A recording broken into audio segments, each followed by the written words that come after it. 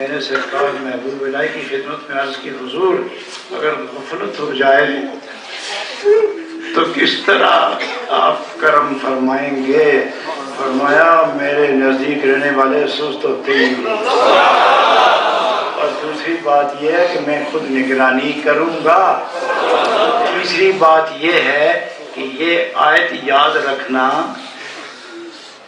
اگر تم یہ چاہو کہ میں 3 بجے اٹھوں تو یہ آیت پڑھ کے خیال کرنا کہ مجھے میرے آقا 3 بجے اٹھانا، تو 1 منٹ اوپر نیچے نہیں ہوگا، 3 بجے اٹھائے جاؤ۔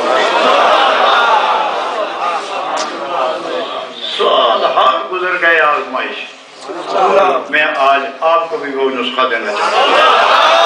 إِلَّا الَّذِينَ آمَنُوا